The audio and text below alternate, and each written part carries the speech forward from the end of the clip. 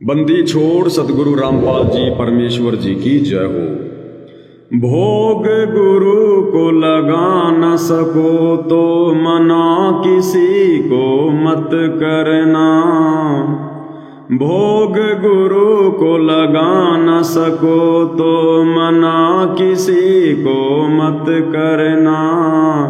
अपने गुरु के सिवा किसी को भूल के दंडवत ना करना।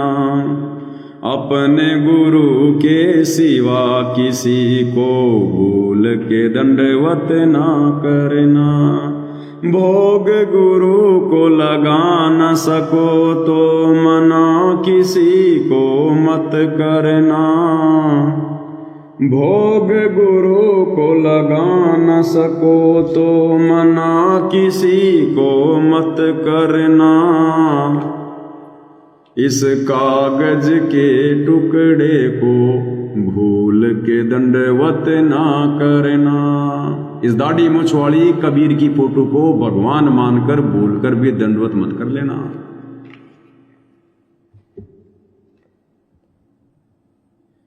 गुरु से बढ़कर और जगत में कोई न दाता होता है। भव सागर से पार करण को खुद ही प्रकट होता है।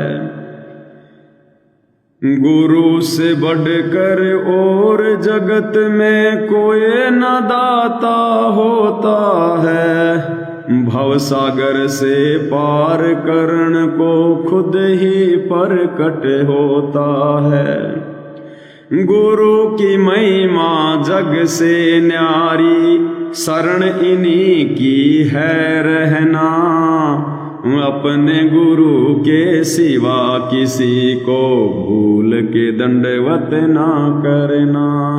अपने गुरु के सिवा किसी को भूल के दंडवत ना करना। गुरु से बढ़कर और जगत में कोई न दाता होता है। गुरु समान नहीं दाता रे जग में, गुरु समान नहीं दाता। और भव सागर से पार करण को काल के 21 ब्रह्मांड से मोक्ष दिलवाने के लिए खुद ही प्रकट होता है। सतलोक से चलकर गति करके सह शरीर परमात्मा लीला करते हुए खुद ही प्रकट होता है। मां के गर्भ से जन्म लेकर नहीं आता।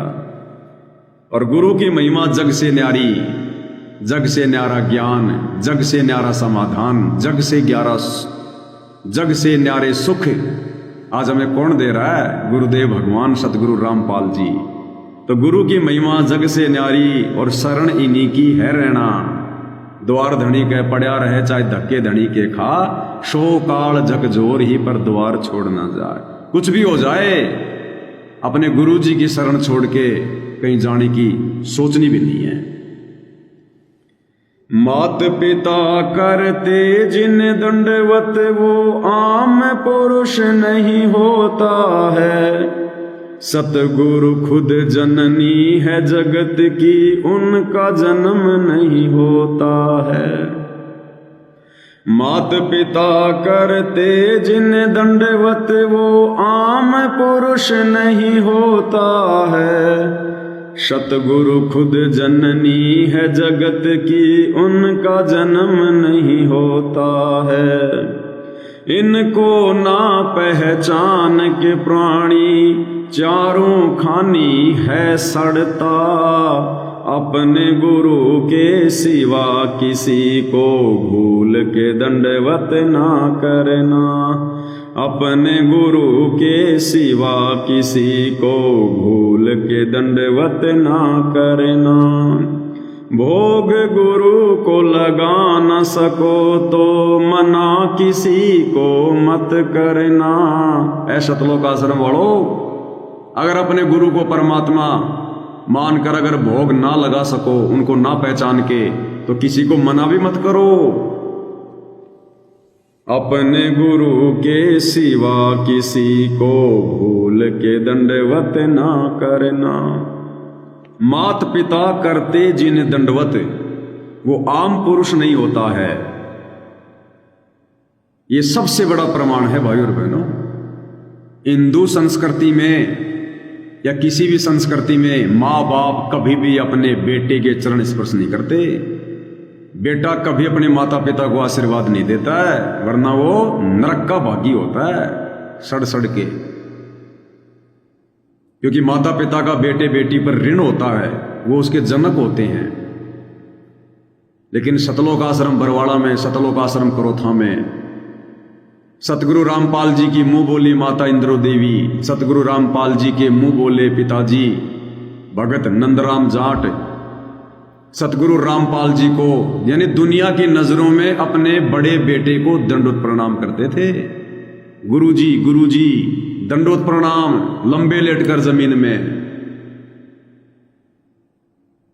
अगर सतगुरु रामपाल जी आम पुरुष होते, आम व्यक्ति होते, और भले चाहे कोई देश का राष्ट्रपति क्यों ना बन जाए, उसकी भी हिम्मत नहीं पड़ेगी अपने माता पिता से अपने चरण छुआने की। और राष्ट्रपति भी अपने माता पिता के चरण छूता है।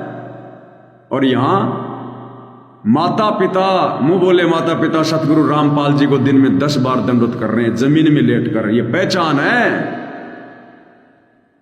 यहां के ब्रह्मा विष्णु महेश की भी हिम्मत नहीं है कि वो दुर्गा से अपने चरण स्पर्श करवा लें। दुर्गा और काल की भी हिम्मत नहीं है कि अपने बाप उस कबीर भगवान से अपने चरण स्पर्श करवा लें। पूरी सृष्टि में केवल एक ही पुरुष है, कबीर भगवान सतगुरु रामपाल जी, जिनके कोई माता नहीं, जिनके कोई पिता नहीं, लीला परमात्मा जो मर्जी करे। ये भगत समाज की आंखें खोलने के लिए सबसे बड़ा एक सबूत था कि नादानो, इस घटना को देखकर तो पहचानो अपने गुरु जी को। अगर आम व्यक्ति होता, आम संत होता, माँ बाप से कैसे अपने पैर छुआता। तो ये प्रमाण है, इससे बढ़कर कोई प्रमाण नहीं भगत के लिए कि सतगुरु रामपाल जी स्वयं कबीर भगवान है। और क्यों पैर छुआ रहे हैं? क्योंकि सांसारिक दिखावे में तो दुनिया को लग रहा है कि ये इंद्रो देवी और नंदराम संत रामपाल जी के माता पिता हैं, लेकिन असल में सतगुरु खुद जननी है जगत की, उनका जन्म नहीं होता है। ये सतगुरु रामपाल जी, ये कबीर भगवान तो पूरे संसार को जन्म देने वाले हैं। ये तो जननी है, पूरे संसार की मां है, जिन्होंने अपने वचन से सबको उत्पन्न किया है।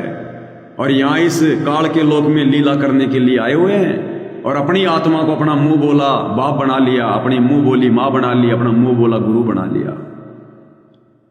तो ये बहुत बड़ा एक एग्जाम्पल, एक उदाहरण है। संसार में आपको दूसरा देखने को नहीं मिलेगा। तो पहचान हो जानी चाहिए कि हमारे गुरु जी कोई आम पुरुष नहीं है। आम पुरुष यानी आम व्यक्ति, और पुरुष का दूसरा मतलब होता है भगवान। कोई आम भगवान नहीं है, क्षर पुरुष, अक्षर पुरुष, ये वाले भगवान नहीं है, ये परम अक्षर पुरुष हैं। मात पिता करते जिन दंडवत, वो आम पुरुष नहीं होता है। सतगुरु खुद जननी है जगत की, उनका जन्म नहीं होता है। यानी सतगुरु रामपाल जी खुद सारे संसार की जननी है, सबको अपने वचन से उत्पन्न किया है। इनका जन्म नहीं होता, इसलिए इनके कोई माता पिता नहीं है। इनको ना पहचान के प्राणी, चारों खानी है सड़ता। अपने गुरु के सिवा किसी को भूल के दंडवत ना करना। इनको ना पहचान के प्राणी, यानी आज हमारे गुरुदेव सतगुरु रामपाल जी, इनकी शरण में आने के बाद भी जो इनको नहीं पहचानेगा, इनका भगत बनने के बाद भी, कहते हैं फिर वो चारों खानियों में सड़ेगा, लग 84 योनियों में। अंडज, जेरज, सवेतज, उद्भुज, चारों खानियों में जन्म लेगा, 84 में भरमेगा फिर वो। जोग जीत का रूप बनाया जब तपत शिला पर आए थे। रूप काल को सौंप दिया जब उसने वचन भराए थे। जोग जीत का रूप बनाया जब तपत शिला पर आए थे। रूप काल को सौंप दिया जब उसने वचन भराए थे। जब परमात्मा सतयुग से चलकर अपने बेटे जोगजीत के रूप में काल के तपतशिला पर आए, तो काल ने वचन भरवा लिए थे, ऐसे ऐसे तीनों युगों में जीव कम ले जाना, चौथे युग में जितनी मर्जी ले जाना, जबरदस्ती मत करना, अपना ज्ञान समझाना, जो आपके ज्ञान को माने, आपकी मर्यादा में रहे वो आपका, बाकी मेरे लिए छोड़ देना। और एक क्या वरदान मांगा था कि मुझे वरदान दो कि मैं आपका रूप बना सकूं। भक्तों को ठगने के लिए मैं आपका रूप बना सकूं। जोगजीत रूप में आए थे परमात्मा, जिस रूप में 650 साल पहले आए थे, दाढ़ी मूंछ वाले रूप में। वो कबीर भगवान के बेटे का रूप है वो जोगजीत का। सतयुग त्रेता द्वापर में परमात्मा अपने बेटों के रूप में आए हैं, दाढ़ी मूंछ लगा लगा के। आज आए अपने ओरिजिनल रूप में बिना दाढ़ी मूंछ के। ये वर्तमान जो रूप है सतगुरु रामपाल जी वाला, ये कबीर भगवान का ओरिजिनल रूप है। इसी रूप में परमात्मा नूरी रूप में सतलोक में बैठे हैं। तो जब परमात्मा अपने पुत्र जोगजीत के रूप में आए, जिस रूप में आके परमात्मा ने नीचे सतयुग में सतसुकृत ऋषि के नाम से भूमिका करनी थी, त्रेता में मुनिंद्र नाम से, द्वापर में करुणामय नाम से और कलयुग में कबीर नाम से, तो वो रूप काल ने मांग लिया था कि मुझे वरदान दे दो कि मैं आपका ये रूप धारण कर सकूं। क्यों मांगा उसने? सोच समझ कर कि ये इसी रूप में नीचे जाएगा, नीचे जाकर ये गुरु बनेगा, ज्ञान देगा, तो भगत तो अपने गुरु पे आश्रित हो जाएंगे। और जब वो त्रिकुटी पर आएंगे तो मैं ये जोगजीत का रूप बनाकर भक्तों को ठग लूंगा और ले जाके छोड़ दूंगा अपने लोक में। इसलिए सतगुरु रामपाल जी ने कई बार सत्संगों में इस दाढ़ी मूंछ वाली कबीर की नकली फोटो को रिजेक्ट किया है कि बच्चों ये फोटो तो बनावटी है, ये तो इमेजिन है, भगवान का रूप ऐसा नहीं है। ये ना सोचना कि कबीर भगवान आ जाएगा तो दाढ़ी मूंछ लगा के आएगा, टोपा टोपी पहन के आएगा, नहीं। और काल ने रूप मांग रखा है। इसलिए परमात्मा ने जिन हंस आत्माओं को पार करना है, सतलोक लेकर जाना है, काल की ठगी से बचाना है, उन आत्माओं से परमात्मा ने उस दाढ़ी मूंछ वाली कबीर की फोटो को, जिसका रूप काल बनाएगा त्रिकुटी पर, परमात्मा ने फड़वा दी। इसलिए फड़वाई है हमें पार करने के लिए। और जो नहीं फाड़ रहे, जो विरोध कर रहे हैं, अभी उनका समय नहीं आया सतलोक जाने का। तो काल ने रूप मांगा था, नहीं मांगा था, बहुत सारे भगत भाई बहनों को नहीं पता है, क्योंकि परमात्मा हर सत्संग में उस बात का जिक्र नहीं करते हैं। तो कईयों के मन में शंका हो जाती है कि पवनदास तो अपनी तरफ से बोलता है। तो ये सत्संग है गुरुदेव भगवान का। और क्या कह रहे हैं गुरुदेव भगवान? काल ने जो रूप मांगे थे उनमें ये रूप ये भी मांगा था कि मैं आपका रूप बना सकूं। अक्के वचन भर लो, वचन भर लिया, अकबर लिया भाई, हम ही दिल अक्के वचन भर लो, वचन भर लिया, अकबर लिया भाई। न्यो बोला जी कि चारों युगों में, 3 युगा में जीव थोड़े ले जाना, सतयुग त्रेता और द्वापर, और चौथा युग जब आवे कलयुग कितने ले जाइए? न्यो बोला वह बढ़िया ढाई तन तया। अच्छा भाई कोई बात नहीं। दूसरा ये है कि मैं आपका रूप बना सकूं, मैंने ये आज्ञा दे दी। सुन लिया क्या मांगा काल ने? दूसरा ये कि मैं आपका रूप बना सकूं, ये दाढ़ी मूंछ वाला जिसे संगत कबीर भगवान मान के पूज रही है, ये काल ने मांग रखा है, त्रिकुटी पर ठगेगा। इसलिए परमात्मा ने इस फोटो को फड़वाया है कि नादानो तुम भी फाड़ दो समय रहते, इस फोटो से अपनी आस्था डालो। लेकिन अभी तक संगत की आस्था नहीं हटी, इसलिए गुरुजी भी उस फोटो को माथे से लगा रहे हैं। क्या करें संगत की मूर्खता को देखकर? अन्यथा गुरुदेव ने तो क्लियर कर रखा है कि ये काल वो कबीर वाला रूप बनाएगा, दाढ़ी मूंछ वाला, जबकि वो कबीर का ओरिजिनल रूप नहीं है जो संगत मानकर बैठी हुई है। और इसीलिए परमात्मा जी ने सत्संगों में क्लियर किया हुआ है कि बच्चों त्रिकुटी पर तुम्हारी फाइनल परीक्षा होगी, फाइनल परीक्षा। और वहां यदि तुमने ये गलती कर दी, अगर इस दाढ़ी मूंछ वाली फोटो में जरा भी तुम्हारी आस्था रही, क्योंकि यहां आस्था रहेगी तो मरने के बाद सूक्ष्म शरीर में जो की त्यों आस्था रहेगी। और त्रिकुटी पर काल ठग लेगा दाढ़ी मूंछ वाला रूप बनाकर, तो तुम तो उसी को भगवान मान के भक्ति कर रहे हो। और त्रिकुटी पर वो आ जाएगा काल, तुम छोड़ छाड़ के सब कुछ भाग जाओगे उसके साथ बैठ के विमान में, वो ठोक देगा तुम्हें नकली सतलोक में। इसलिए गुरुदेव ने यहां तक कह दिया, फोटो की बात तो छोड़ो, कि जब तुम त्रिकुटी पर जाओगे और वहां एक तरफ तो ये दास खड़ा है यानी हमारे गुरुजी, और एक तरफ वो कबीर भगवान आ जाए अपने ओरिजिनल रूप में। है तो ओरिजिनल रूप सतगुरु रामपाल जी वाला, लेकिन अपना आप को छुपा रहे हैं। कह रहे एक तरफ तो ये दास खड़ा है तुम्हारा गुरु, और एक तरफ वो कबीर भगवान आके खड़ा हो जाए दाढ़ी मूंछ वाला त्रिकुटी पर, तो गुरुदेव कह रहे हैं कि उसकी तरफ देख भी मत लेना, उसकी तरफ झांकना भी नहीं है। झांकने का मतलब है अगर जरा भी तुम्हारी श्रद्धा हो गई उसमें, ओहो कबीर भगवान भी आ गए। धरती पर तो केवल फोटो में देखा करता, आज तो साक्षात देख रहा हूं। जय हो बंदी छोड़ की, अरे आ जाओ जाओ भक्तों बंदी छोड़ आ गए। गुरुजी साइड में, बंदी छोड़ एक नंबर पे हो गए। तो गुरुदेव कहते हैं उसकी तरफ झांकना भी नहीं है, नहीं तो वही रिजेक्ट हो जाओगे। और यहां भी ऐसा ही होगा। लास्ट में क्या कह रहे हैं, यहां भी ऐसा ही होगा। यहां मतलब इस धरती पर, इस पृथ्वी पर, यहां भी इससे आस्था हटा लो, धीरे धीरे खत्म कर दो इस फोटो को अपने घर से, अपने दरबार से, नहीं तो ठगे जाओगे त्रिकुटी पर। क्या कह रहे हैं परमात्मा, सुन लीजिए। गुरु और गोविंद दोनों खड़े हैं। वहां मान लीजिए परमात्मा दोनों रूप बना के खड़ा हो जाए, एक दास का रूप और दूसरा अपना ओरिजिनल रूप। तो कहते हैं वहां भी परीक्षा होगी, किसके लागू पाए। सबसे पहले कहते हैं बलिहारी गुरु अपना, जिन गोविंद जी मिलाए। अपने गुरु जी के चरणों में गिरना, वहां पर परमात्मा की तरफ अगर झांक भी लिया उधर साथ होगी तो वो रिजेक्ट करेंगे आपको। यहां भी ऐसा ही होगा। क्या कह रहे हैं, अपने गुरु जी के चरणों में गिरना है। वहां अगर परमात्मा की तरफ अगर झांक भी लिया, दाढ़ी मूंछ वाले की तरफ, तो रिजेक्ट किए जाओगे। और फिर क्या कह रहे हैं, यहां भी ऐसा ही है। अपने गुरु जी के चरणों में गिरना, वहां पर परमात्मा की तरफ अगर झांक भी लिया उधर साथ होगी तो वो रिजेक्ट करेंगे आपको। यहां भी ऐसा ही होगा। तो वहां गुरु जी के ही चरणों में समर्पित होना है, तो भगवान प्रसन्न।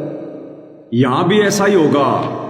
तो फोटो हमने नहीं फाड़ी, फोटो सतगुरु रामपाल जी ने जेल में बैठकर फड़वाई है, प्रेरणा करके। क्योंकि त्रिकुटी पर हमने उसकी तरफ देखना ही नहीं, हमने उसको दंडवत ही नहीं करना। और गुरु जी कह रहे हैं यहां भी ऐसा ही होगा। तो जब उसकी तरफ देखना ही नहीं है, यहां उसको दंडवत ही नहीं करना है, तो फोटो का रख के क्या करेंगे हम, उसमें आस्था बना के क्या करेंगे फिर हम। और ऊपर से काल ने रूप मांग रखा है, तो काल ठगेगा। या गुरु जी उसका रूप बना के हम भक्तों की परीक्षा ले लेंगे, हो गए फैल। इसलिए परमात्मा ने उसके टुकड़े टुकड़े करवाए, बाकी आश्रमों से जुड़ी संगत को संदेशा दिलवाने के लिए। वरना हमने फाड़ने की जरूरत नहीं थी उसको, हम तो वैसे रिजेक्ट कर चुके थे उसको ज्ञान आधार से। इसलिए परमात्मा जी ने भाई और बहनों ये 7 संगतियां रखवाई हैं, ताकि हम काल की ठगी का शिकार होने से बचें। तो कहते हैं जोग जीत का रूप बनाया जब तपत शिला पर आए थे। कौन, कबीर भगवान सतगुरु रामपाल जी जब तपत शिला पर आए तो अपने बेटे जोगजीत का रूप बनाया, दाढ़ी मूंछ वाले का। रूप काल को सौंप दिया जब उसने वचन भराए थे। अभी सुना ना आपने, काल ने वचन मांगा था, परमात्मा ने सौंप दिया, ठीक है तथास्तु, मेरा रूप बना लेना। जोग रूप में ठगी करेगा। अब वो काल क्या करेगा, उसी जोगजीत के रूप में ठगी करेगा त्रिकुटी पर। जोग रूप में ठगी करेगा, तुम पूजा उसकी मत करना। यानी यहां पर उसकी पूजा ही मत करो, उसको रिजेक्ट कर दो, फाड़ फाड़ के फेंक दो उसको। जोग रूप में ठगी करेगा, तुम पूजा उसकी मत करना। अपने गुरु के सिवा किसी को भूल के दंडवत ना करना। भोग गुरु को लगा न सको तो मना किसी को मत करना।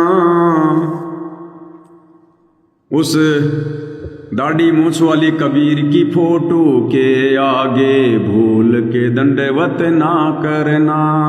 अपने गुरु के सिवा किसी को भूल के दंडवत ना करना। आगे परमेश्वर ने अपनी महिमा में क्या लिखवाया,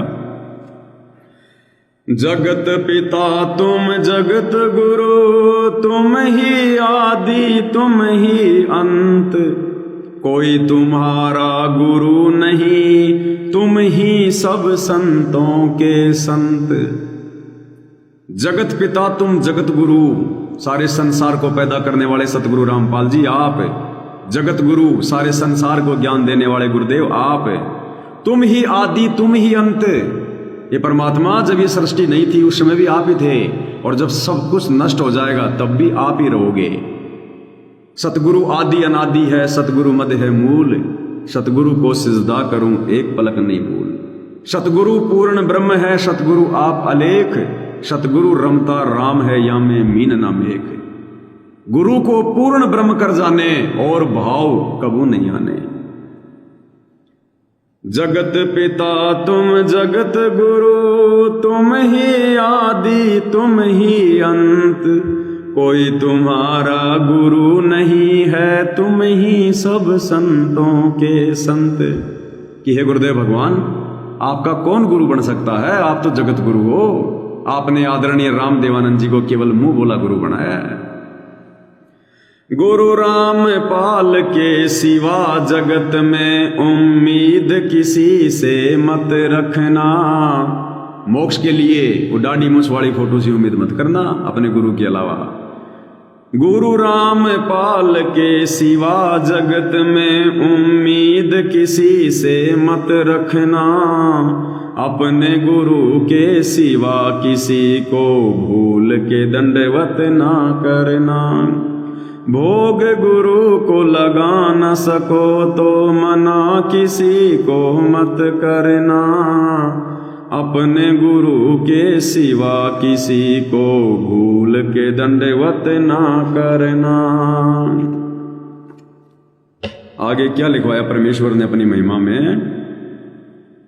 पंथ बारवा गरीब दास का, खुद चल कर साहिब आया है।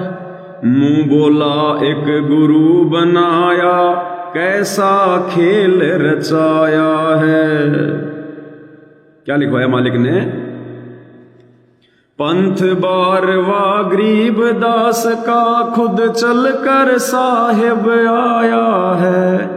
मुंह बोला एक गुरु बनाया, कैसा खेल रचाया है। पंथ बारवा गरीब दास का, खुद चलकर साहिब आया है। गरीबदास जी के 12वें पंथ में गरीबदास जी को कौन मिला था कर जिंदा बाबा के रूप में? खुद कबीर भगवान है।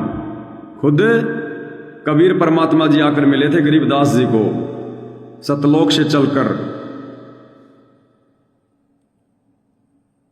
और गुरुदेव ने विशेष संदेश में भाई और बहनों क्या क्लियर किया है?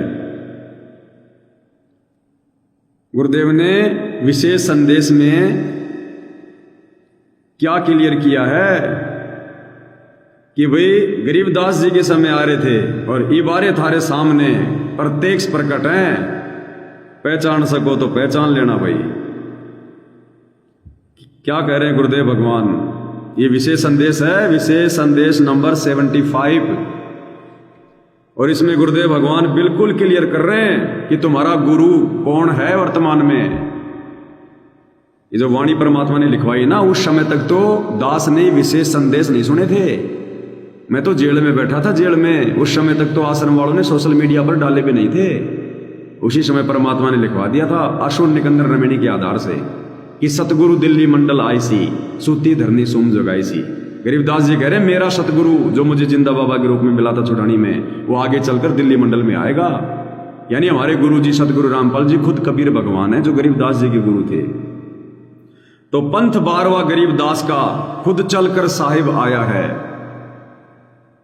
आज खुद 12वें पंथ में, 12वें पंथ के अंत में कि 12वें पंथ हम ही चल आवें, सब पंथों को मिटाकर एक पंथ चलावें। तो आज गरीबदास जी के 12वें पंथ के लास्ट में 17 फरवरी 1988 को एक भगत बनकर भूमिका करके और एक अच्छी आत्मा आदरणीय राम देवानंद जी को अपना मुंह बोला गुरु बनाकर कबीर भगवान सतगुरु रामपाल जी ने प्रवेश किया। खुद चलकर साहिब आया है। और विशेष संदेश नंबर 75 में गुरुदेव ने बिल्कुल क्लियर कर दिया कि नादानो अब तो पहचान लो तुम्हारा गुरु कौन है। अब तो छोड़ दो दाढ़ी मूछ वाली फोटो को पूजना, उसका पीछा। कह रहे भाई गरीबदास जी के समय आए और इबारे थारे सामने प्रत्यक्ष प्रकट, पहचान सको तो पहचान लो। तो क्या बताते हैं? उत्तर दक्षिण पूर्व पश्चिम फिरता दाहिने दाहिने लो, और सर्व कला सतगुरु साहिब की। हरि आए हरियाणी। सुनो, गरीबदास जी के समय आए थे रिबारे भाई प्रगट सामने था, पहचाने जात पहचान लियो। गरीबदास जी के समय आए थे रिबारे भाई प्रगट सामने था, पहचाने जात पहचान लियो। गरीबदास जी के समय आए तेरी बार है भाई प्रगट सामने खा रहा, पहचाने जात पहचान लियो। बताओ, गरीबदास जी के समय आए और ये बारे भाई थारे सामने प्रत्यक्ष प्रकट। अब हमारे सामने प्रत्यक्ष में कौन है? सतगुरु रामपाल जी हैं। और क्या कहा? प्रत्यक्ष प्रकट जन्म लेकर नहीं आए। पिछाने जाए तो पिछाड़ लियो। कह रहे अगर तुम्हारे संस्कार मजबूत हैं, अगर तुम्हारे अंदर बुद्धि विवेक है तो पहचान लेना कि तुम्हारा गुरु कौन है, और छोड़ दो दाढ़ी मूंछ वाली फोटो का पीछा, नहीं तो ठगे जाओगे, मारे जाओगे यहीं पर। वहां तो बहुत दूर की बात है। इसलिए परमात्मा ने पहले लिखवा दिया था। दास ने तो विशेष संदेश सुने भी नहीं थे। पंथ बारवा गरीब दास का खुद चल कर साहिब आया है, मुंह बोला एक गुरु बनाया, कैसा खेल रचाया है। ये गुरु जी के छोटे लड़के मनोज ने तो बहुत बाद में इंटरव्यू दिया है, जेल से मेरे बाहर आने के बाद है, कि जब मैं छोटा सा था, मैं मेरे गुरु जी के साथ में, मेरे पापा जी के साथ में, दादा गुरु के साथ गया। वो सारी आपने इंटरव्यू आपने सुन रखा है। फिर क्या बोला? ये वही लीला चल रही है जो 650 साल पहले चल रही थी। कबीर जी ने पंडित रामानंद जी को मुंह बोला गुरु बनाया, संसार की नजरों में उनके शिष्य बने रहे। अब सतगुरु रामपाल जी और आदरणीय रामदेवानंद जी के बीच में वही लीला चल रही है। असल में तो संत रामपाल जी दादा गुरु जी के गुरु हैं। दुनिया की नजरों में संत रामपाल जी दादा गुरु जी के गुरु जी हैं, दादा गुरु जी के शिष्य हैं। मनोज ने खुद इंटरव्यू दिया और परमात्मा ने पहले सब कुछ क्लियर करवा रखा है। और इन लोगों ने बताने के बाद भी इस बात पर अमल नहीं किया। गुरु का परिवार उसके बाद आंखों देखकर भी गुरु का लड़का, गुरु का परिवार और संगत नहीं मान रही। आप और हमसे परमात्मा ने बिना किसी प्रमाण के मनवा दिया। क्यों? क्योंकि आप और हमारा समय गंदे लोक से बाहर निकलने का आ चुका है। पंथ बारवा गरीबदास का खुद चलकर साहिब आया है। पंथ बारवा गरीबदास का खुद चलकर साहिब आया है, मुंह बोला एक गुरु बनाया, कैसा खेल रचाया है। काल भी इनको समझ न पाया, ये लीला ऐसी है करता, अपने गुरु के सिवा किसी को भूल के दंडवत ना करना। भोग गुरु को लगा न सको तो मना किसी को मत करना, अपने गुरु के सिवा किसी को भूल के दंडवत ना करना। काल भी इनको समझ न पाया, ये लीला ऐसी है करता। ये सतगुरु रामपाल जी भगवान ऐसी अजब गजब की लीला करता है। ये काल भी धोखे में है कि ये वो नहीं हो सकता भाई। इसको टेंशन तो थी काल को कि आएगा, वो ढूंढ रहा है लेकिन समझ नहीं पा रहा। वो जानता उस परमात्मा की समर्थता को। पहली बात तो उसको यकीन नहीं हो कि वो भगवान और ऐसे गंदे लोक में आएगा, सोच भी नहीं सकता काल। तो काल की बुद्धि में क्या है कि जरूर अपने 16 बेटों में से किसी न किसी को भेजेगा। खुद तो नहीं आएगा, वो तो रतन जड़ित सिंहासन पर बैठने वाला असंख्य ब्रह्मांडों का राजा ऐसे गंदे लोक में आएगा क्या? देश का प्रधानमंत्री कीचड़ में सोएगा क्या? काल को यकीन नहीं है। उसको यह है कि जरूर किसी को भेजेगा, और वो जिसको भेजेगा वो तो उसकी शक्ति लेके आएगा। तो उसकी शक्ति तो बहुत ज्यादा अलग थलग होगी और मैं पहचान जाऊंगा। लेकिन देखो साक्षात आ गया परमात्मा, और 11-11.5 साल से जेल में बैठा है, देशद्रोह का मुकदमा लगवा के, मर्डर का मुकदमा लगवा के, आम व्यक्ति की तरह। और काल को थोड़ी बहुत भनक थी कि इसका ज्ञान कुछ अटपटा सा है, कहीं ये तो नहीं है। लेकिन जब देखो 11.5 साल से जेल में बैठा, कुछ बोल नहीं रहा, कुछ कोई प्रतिक्रिया नहीं दे रहा, ये नहीं हो सकता। वो शतलोक वाला ये नहीं हो सकता। काल भी इनको समझ न पाया, ये लीला ऐसी है करता।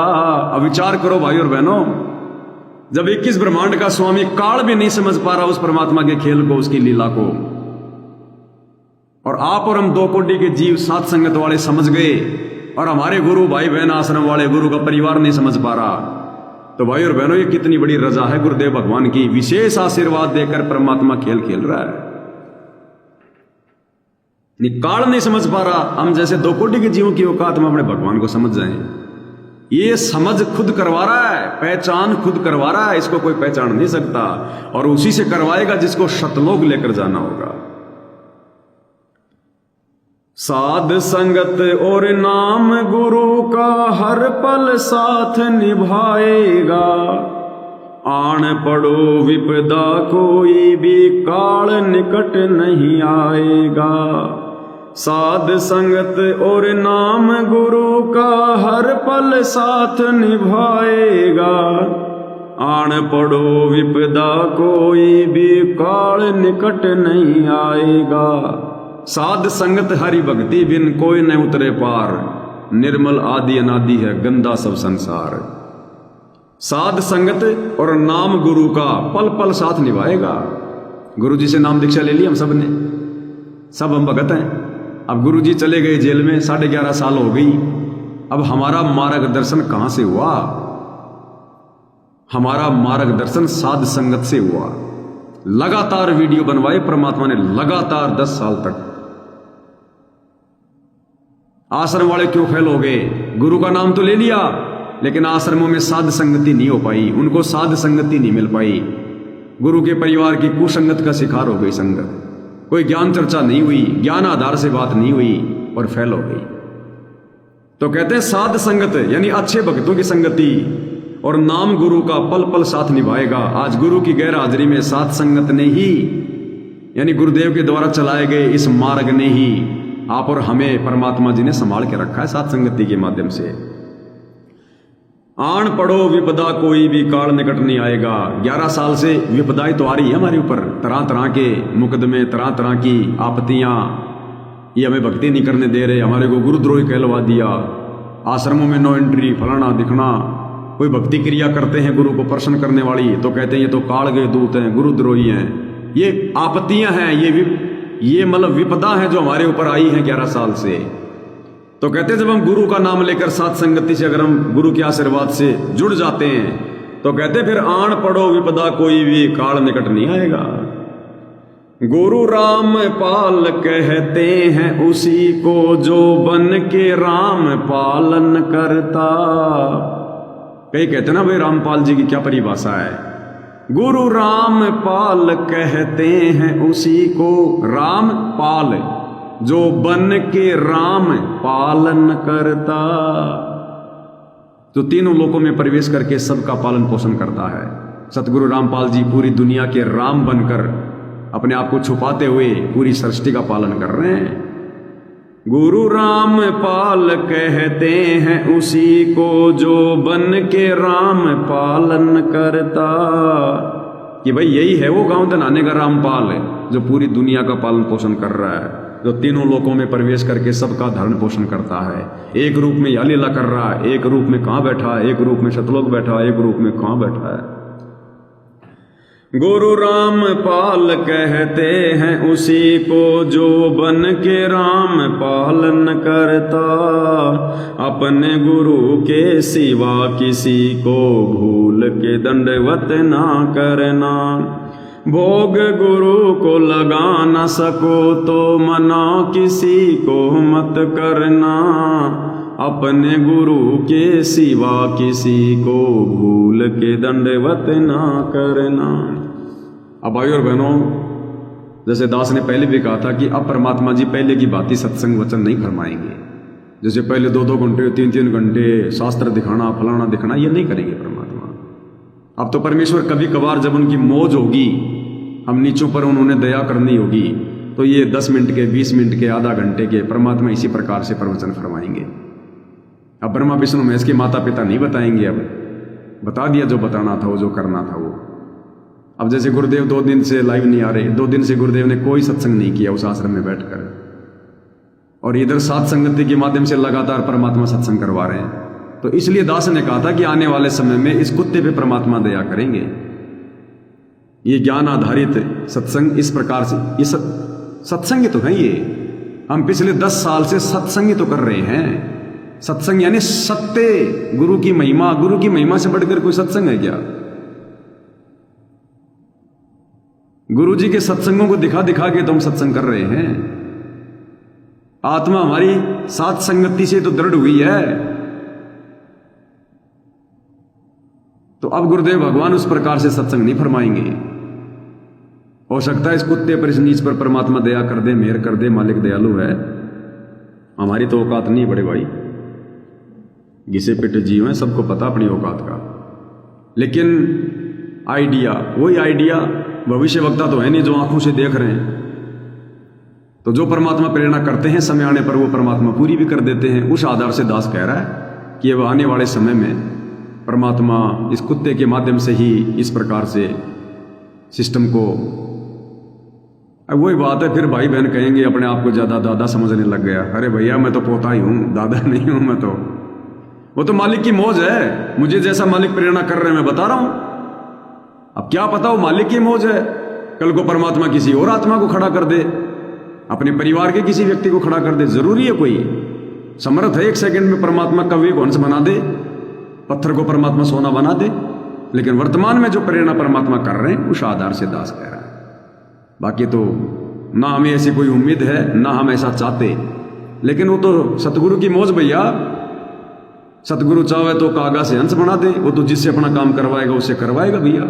अब 650 साल पहले क्या काशी में कोई भक्तों की कमी थी क्या? 64 लाख थे क्या? पंडितों की कोई कमी थी क्या? भगवान ने झोटे से वेद मंत्र बुलवाने थे तो बुलवाने थे।